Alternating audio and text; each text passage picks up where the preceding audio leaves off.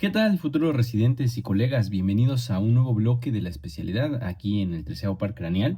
Hoy dejamos de lado un poco el quirófano y nos metemos de lleno a un tema de gastroenterología, la cirrosis hepática y sus complicaciones. Si quieren sobrevivir a las guardias de medicina interna y asegurar ciertos puntos vitales en el ENARP, tienen que entender qué pasa en el hígado a nivel microscópico, cómo calcular Child-Pugh en segundos y cómo dominar la tríada del terror, la citis, encefalopatía y la peritonitis bacteriana espontánea o PBE. Hoy traemos como literatura base el libro que es la Biblia de los gastroenterólogos, el Schlesinger, y ciertos lineamientos de la GPC, porque pues vamos para el ENARM, ¿no? Pónganse cómodos, preparen su café, abran su libreta y pues vamos a darle con este tema. Para entender las complicaciones tenemos que irnos directamente al microscopio y a la fisiopatología. El Schlesinger nos explica que la cirrosis no es solo que el hígado esté duro, es una alteración en la arquitectura brutal. Normalmente, entre las células del hígado, los hepatocitos y los vasos sanguíneos, los sinusoides, existe un espacio vital, el espacio de Dice, que de hecho acá lo podemos ver en unas imágenes, se ve muy bonito. El espacio de Dice lo tenemos acá también.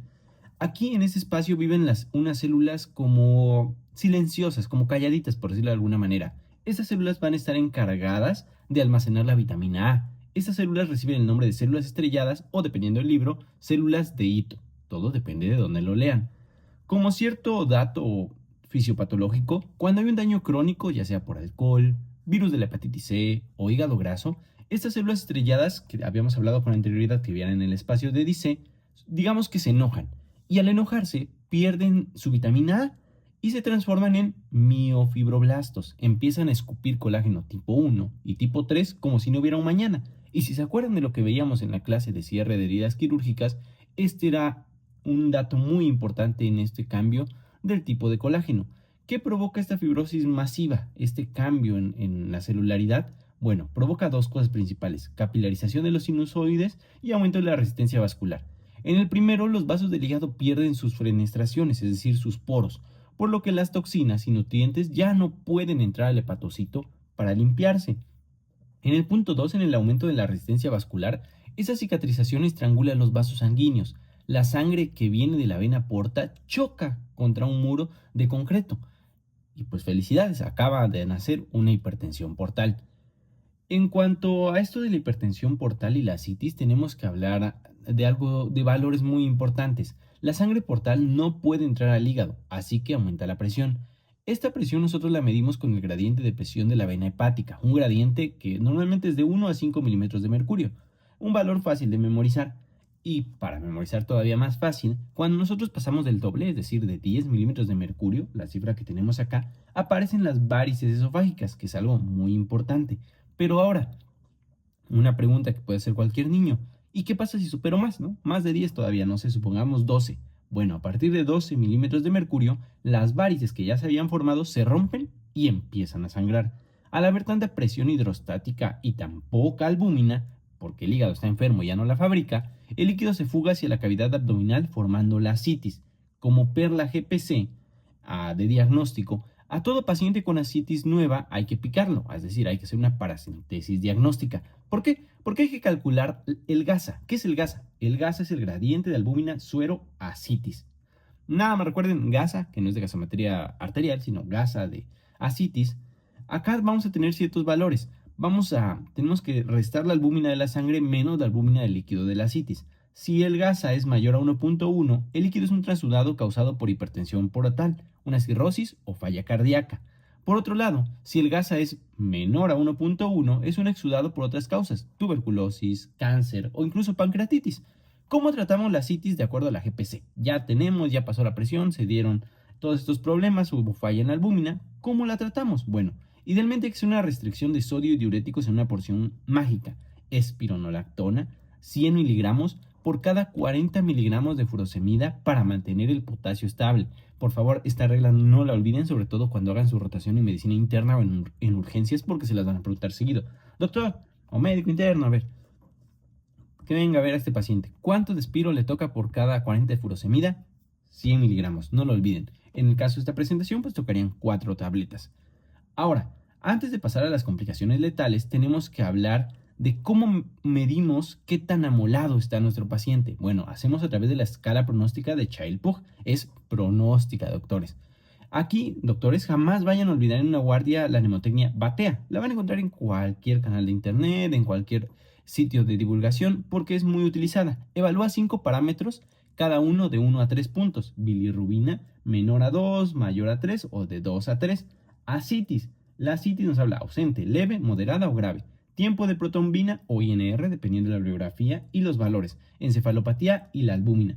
Esto como tal nosotros lo vamos a ir sumando en puntos, de 1 a 3 puntos decíamos ya. Tenemos 3 clases. La clase A de 5 a 6 puntos nos habla de una enfermedad bien compensada, con una supervivencia entre el 85 hasta el 100% al año. Ojo, al año.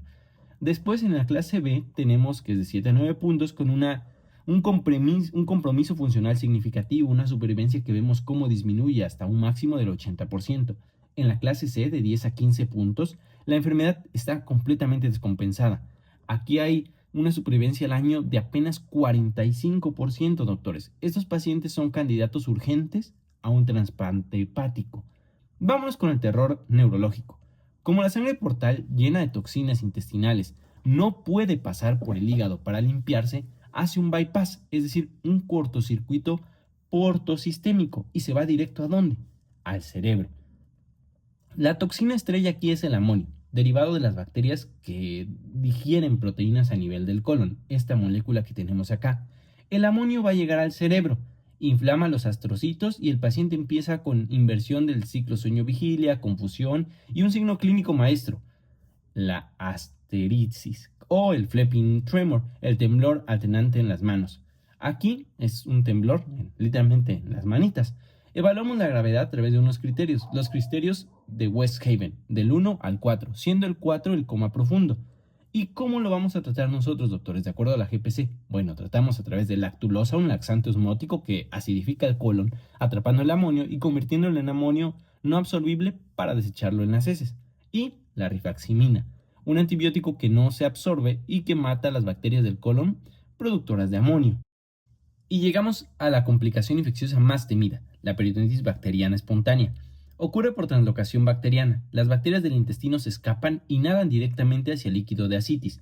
¿Cómo se presenta? Bueno, el cirrótico con ascitis que de pronto hace fiebre, dolor abdominal difuso o simplemente empeora su encefalopatía de la nada. El diagnóstico, como pregunta en ARM de cajón, nosotros lo vamos a hacer a través de una parasintesis diagnóstica. Si el líquido reporta más de 250 polimorfos nucleares por milímetro cúbico, tienen el diagnóstico firmado de una PBE o peritonitis bacteriana espontánea, independientemente del cultivo. El bicho más común, para que no se les olvide, es E. coli. Acá lo tenemos, más de 250 polimorfos nucleares y decíamos, ¿no? El más común es Escherichia coli. El tratamiento, de acuerdo a la guía de práctica clínica, es a través de antibióticos intravenosos de tercera generación, como la cefotaxima o ceftriaxona de 5 a 7 días. Y el gran secreto que nos da el Schlesinger y la guía de práctica clínica, a estos pacientes hay que pasarles albúmina intravenosa a dosis de 1.5 gramos kilogramos al día 1, el primer día es decir, y 1 gramo kilogramo de peso el día 3. ¿Por qué? Porque esta complicación, esta peritonitis bacteriana espontánea, causa una falla renal fulminante llamada síndrome hepatorrenal, y la albúmina es el escudo protector para mantener el volumen vascular y proteger a los riñoncitos. A ver, vamos a ver si aprendieron algo.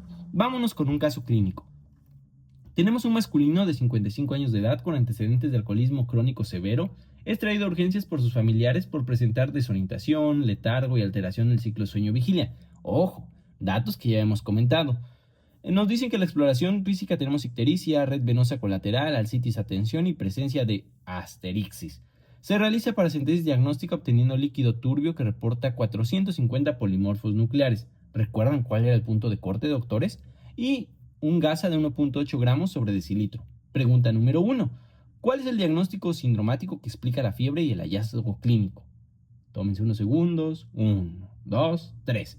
Pues tenemos una peritonitis bacteriana espontánea. Tiene más de 250 polimorfos nucleares en el líquido ascítico. Recuerden que el gasa en mayor a 1.1, en este caso tenemos 1.8, nos confirma que la ascitis es por hipertensión portal. Vámonos con otra pregunta. Pregunta número 2. ¿Qué complicación agregada explica la desorientación y la asterexis? Ya lo tienen, piénsenlo. 1, 2, 3. Una encefalopatía hepática. La infección por la PBE fue el gatillo que disparó el aumento de amonio, llevando a un paciente a un grado de Weisshausen elevado. Acá les dejo una pequeña tabla que encontré del doctor Luis que nos muestra muy bien el tratamiento, pero pues tomen una captura, la pueden revisar después. Teniendo en cuenta la guía de práctica clínica, ¿qué pauta farmacológica inicial es la indicada para salvar la vida y función renal de este paciente? ¿Recuerdan que habíamos comentado? Pues es antibiótico, una cefalosporina de tercera generación, cefotaxima más lactulosa por la encefalopatía más albúmina intravenosa los días 1 y 3 para prevenir el síndrome hepatorrenal. Un caso clínico destrozado que los tienen que destrozar de memoria en sus simuladores y en sus exámenes, doctores. Y pues ahí lo tienen. Fisiopatología, Child-Purge, gasa, encefalopatía y PB. Todo de manera súper abreviada, súper recortada, con la precisión del Schlesinger y el algoritmo directo de la guía de práctica clínica mexicana en los tratamientos. Con esta clase, su pase de visita por medicina interna va a ser un paseo por el parque. Si les gustó el tema, este bloque de gastroenterología, ayúdenos regalándonos un like, suscribiéndose al canal para no perderse ninguna de nuestras clases y compartan el video con sus compañeros de clase. No olviden que todo este material y demás lo tenemos en el curso del 13º par craneal. Un saludo, doctores.